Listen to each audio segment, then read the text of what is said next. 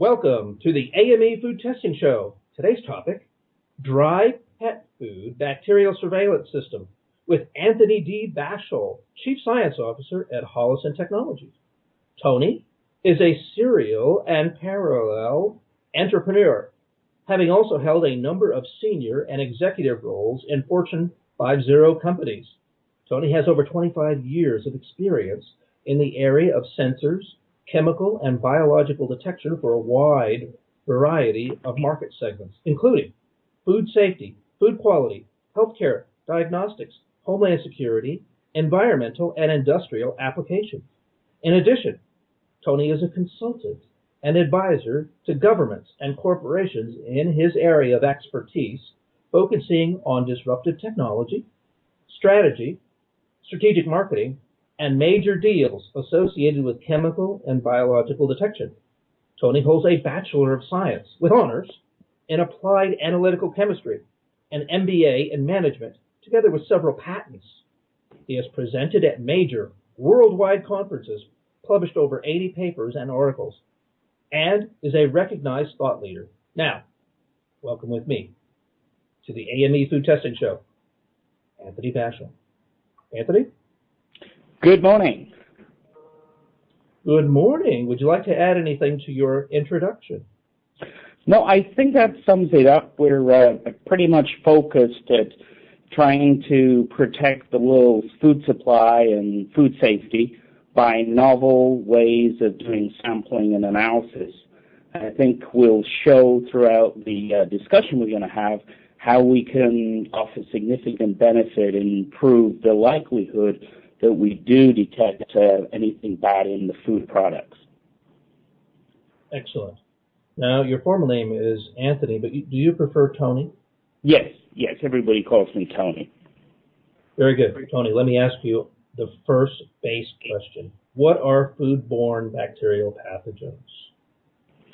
Okay, well, bacteria exists ubiquitously in the environment.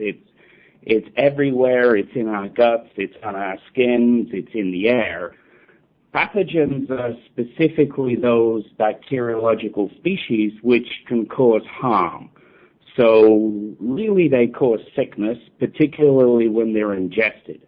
And if you look at the delineation of the FDA, they have a list of what they call adulterants, which include specific pathogens. So they are the focus area for most of the food industry, and they include things like Listeria, Salmonella, and E. coli. Excellent. Tony, what are the challenges of sampling dry pet food for bacterial pathogens? Well, if you think of the analogy when you're taking a sample of a liquid, if a liquid has some pathogens or bacteriological contamination in there, due to the nature of a liquid, it tends to disperse itself throughout the bulk, and it also has a degree of homogeneity associated with it. There are even problems taking liquid samples which are representative of the total. However, the situation gets many, many times worse when you begin to look at dry food, things like pet food, breakfast cereal, grains, and anything which is a dry particulate type matrix. What tends to happen is those microbiological contaminants exist in that bulk in very localized pockets. And unlike a liquid, you don't get significant mixing in the bulk. So the challenge is when you take a sample of a bulk dry product, you're taking it specifically at points which may or may not contain the contaminants. And since the contaminants exist in very localized areas in that bulk, the likelihood that you will take a sample exactly at the point where the localized contamination exists is extremely remote. Consequently, your likelihood of finding that contamination is unlikely. So, Tony, with this sort of sampling, the classically identified foodborne the nomenclature be grab sampling? And if it is, what are the downside aspects of grab sampling? That's right. The terminology of grab sampling, and the FDA and various other regulatory agencies have definitions of what grab samples are. They also have guidelines as to how frequent and how many samples you take. And those are, maybe N equals 15, N equals 30, or N equals 60. So that means within that batch of product or that silo or that activity, you will take 15, 30, or 60 samples. You will take them at specific times, and you will take, a known amount, usually something like 375 grams. So those are taken blind of where the contamination exists. So grab sampling is just taking a small portion of of the bulk, and then subjecting that small portion to analysis to see if you have any contaminants, any pathogens, any biological species contained within that sample. As we said, the likelihood that you will hit the point where you've got localized contamination is remote, even if you think about taking 60 samples. And you could be taking 60 samples over, 10,000 pounds worth of product over a 6, 4, 8-hour period. So you're really taking very, very little of the product statistically for sampling and to analyze to see if you have any contamination present. So grab sampling is the accepted norm, basically because up to now there have been no alternatives. And what we're doing is trying to change the mindset so that we do continuous sampling. So rather than sample, 60 samples in a batch, we will continuously sample that over that 6, 8-hour period. Well, Tony, that is disruptive, that technology, that concept of capturing a 100% essentially sample versus a statistically unsupportable but traditionally adopted model of X percent, and that representing the 100%, and then giving a shroud of protection to our audience of 79,000 food production, food safety, food quality, and food security managers. Can you describe Hollison's innovative technology of pneumatically collected dry food samples? Yes, sure. As we said, the contamination happens in localized pockets, and those localized pockets may be anywhere within that bulk. Most of the contamination we found, and we've done a lot of studies and scientific background checks on this, tends to exist on the outside of products. So if you're thinking of dry pet food, you have the piece of the dry pet food, and most of the biological contamination, if there is any, is going to exist on the outer surfaces of that particular particle. And that comes either from environmental contamination in the atmosphere falling onto the product. It comes from maybe you've added chicken fat or some other digest on top of the product and it's sprayed on the outside. Or maybe it's coming from a harborage point in the manufacturing process where the product moves past an area where you've got contamination. So basically, that contamination is more likely on the outside of the product. The product is moving along its production process. It's being agitated, and on the outside of the material, small pieces of that product are breaking off. Also, the pathogens, which are in the particle size range of 1 to 10 microns, may be breaking off also and existing in the area between the particles. So what we're doing is an aerosol-based collection protocol. So if you think of all that product moving through and it's being put into bags, so you're bagging it, usually you've got gravity, which is pulling the product from the manufacturing line into the bag. And as it drops into the bag, we sample what we call the interstitial headspace. So that is the area between the particles, between the food particles, which has air associated with it. Within that air, we're finding aerosolized pieces of products and also aerosolized bacteriological contamination. So we sample that. We suck that out, basically, and we put that into a particle size separator. So we are, in actual fact, only looking at a very small subset of that sample. We're looking at the range of maybe 1 to 100 microns, which is where the majority of the microbiological contamination exists.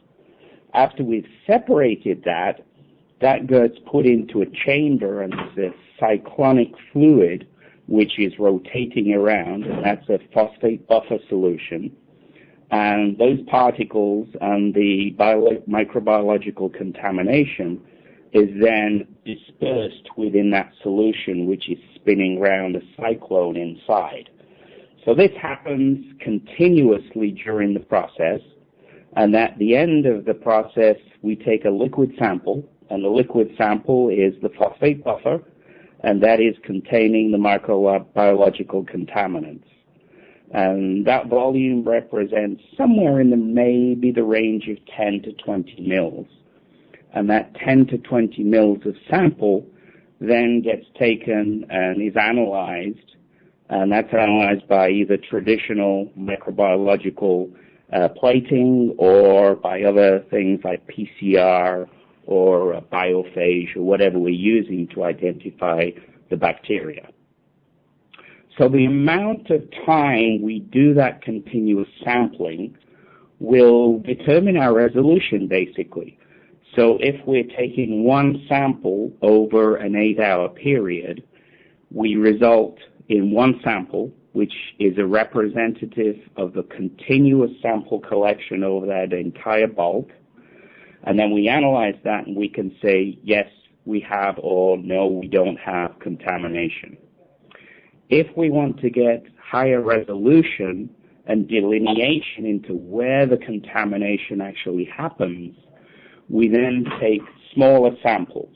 So what that means is we take a sample every hour, every half hour, every 2 hours, and those samples represent the product, which is, again, 100% being sampled, but it's going past the sampling point, and the results relate to that material which has flowed past the sampling point up to that point in time.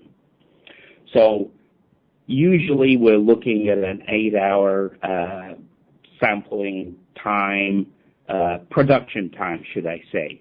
And within that production time of 8 hours, we maybe take a sample every hour. So at the end of that whole batch of sample, we end up with 8 liquid samples, which are representative of the amount of contamination existing in those particular periods when we're taking those samples. Well, Tony, this innovative technology is very analogous to a wash water sampling, which I have many years of experience. In that model, we capture a zero water, in other words, after a complete sanitation cycle and cleaning, refreshing of the wash water with potable water, capture a zero sample, and the assumption there is a zero sample of contaminants, potential contaminants, then every 2 hours capturing another sample so we can get division in the production lot. So your analogous air sampling or this headspace sampling is based on very established scientific principles. Over. Exactly. We're actually taking those samples, and those samples can then be analyzed independently, and then we get a delineation of where the contamination happens within that bulk. Now, remember that those localized pockets of contamination are not distributed throughout that bulk. So the problem with grab sampling is that you are taking samples of the product which are representative only of the area where you're taking the sample from. What we're doing is continuously taking the aerosolized interstitial headspace between those particles on a continuous basis. So we're still allowing the majority of product to go through and to be bagged or to continue its process in the manufacturing cycle, but we are screening those samples or that product to actually find any contamination, which then can be delineated in the fact that it's in the first hour, it's in the second hour, it's in the middle, or it's at the end. Excellent. So if you could summarize how the new Hollison technology system addresses the challenges of grab sampling of dry pet food for bacterial pathogens, and how you increase the likelihood of capturing a representative sample. Over. Yeah, I think let's talk about an illustrative study that we did. So we actually took a surrogate bacteria and put that into a big silo of pet food. That pet food was then run through its bagging process, and we sampled as that pet food was being put into the bags. We did that on a continuous basis throughout that entire silo, and we took a number of samples, maybe 8, maybe 10 samples, so we had some resolution as to where the contamination existed. In parallel to that, we also took N equals 60 traditional grab samples and subjected those to analysis as would normally be carried out when you're doing a grab sampling protocol. The grab samples were then submitted for analysis along with our liquid samples, and we pooled the liquid samples and also pooled the grab samples, and the grab samples didn't show any contamination, whereas the pooled liquid samples showed contamination. Furthermore, we were then able to go back into those original liquid samples from the Hollison collector, and we were able to say it was more contaminated in the middle than the beginning and the end. Then we took the grab samples, which were also representative of the same time periods, reanalyzed those, and again didn't find anything in the grab samples, clearly indicated contamination in the Hollison liquid samples. So what we were doing was sampling the entire process, the entire bulk, looking for contamination. Now clearly that would not be possible with grab samples, because if you sample the entire bulk with grab samples, you would get the same result, but you would also end up with no product, because you'd sample all the product to look for the contamination. So the analogy is that we're screening, we're not taking the real product, we're taking the interstitial headspace, which is representative of contamination in the real product, and using that to indicate if we've got microbiological contamination or not. Tony, that application that you've developed should generate a revolution in food protection, because pet food traditionally is a source of contamination for both the pets and the humans associated with that pet food. Isn't that correct? Exactly, and a lot of focus is around the contamination of bacteria and pathogens like salmonella. And yes, salmonella and other pathogens are not good to have in pet food, and they're not good to feed to the pets, obviously, because the pets get sick. Equally, however, there is another problem, is that most people prepare their pet food on kitchen counters, and you end up with cross-contamination between the pet food and the human food. Or the other scenario, which happens not infrequently, is the pet food is put on the floor for the cat or the dog to eat, and you've got a toddler or a baby crawling around the food, putting his hands in the food and then putting his hands in his mouth. So it's really a double whammy. It's bad for the pets to have contamination in the pet food. It's also bad for humans, particularly infants as well. And most of that contamination is due to salmonella, but also other pathogens and microbiological contaminants can also be causing the issue as well. Well, Tony, thank you so much for this explanation of your innovative technology. I'd like to now allow you to conclude, in summary, the technological innovation you're bringing to food production, food safety, and food quality, and allow you any time that you wish to forward this technological offering to our audience. Great, thank you. Well, Hollison is focused on the whole arena of dry food. So this represents anything from spices through to breakfast cereal, through to grains, and through to any dry particulate food. Our primary focus area at the moment, due to the severity and dangers of microbiological contamination with pathogens, is pet food. And pet food and other foods may or may not go through a kill zone to get rid of pathogens.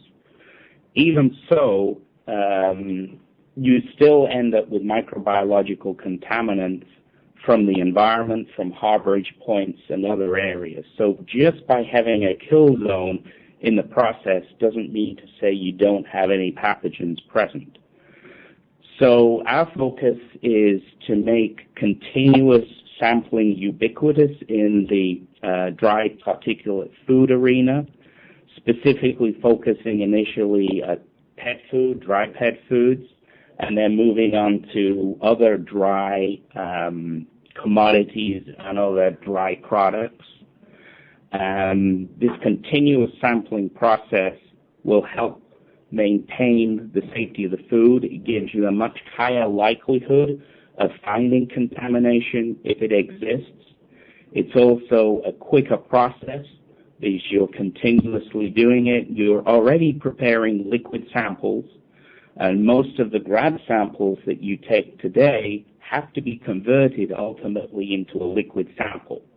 So the Hollison technology is not only collecting, it's also doing a sample preparation at the same time. So it's a two-step process: collect the contaminants, prepare the sample, and then that sample can then be subjected to traditional microbiological investigations or PCR or anything else. So we feel that this is going to revolutionize the entire dry food area, specifically dry pet foods initially, and give confidence to the manufacturers that their product is free of any microbiological contamination. It also gives the consumer a feeling of security that their pet food is not contaminated, and the manufacturers that are adopting this procedure are doing the utmost to verify that their products are safe for the consumers. Tony, I'd like to thank you for the time that you've graciously donated to the AME Food Testing Show. And my hope is contiguous with you, that there'll be increased surveillance of food prior to release to the market for these bacterial pathogens and the irreparable harm they cause. That's our hope as well, and we'll do everything to try and make that happen.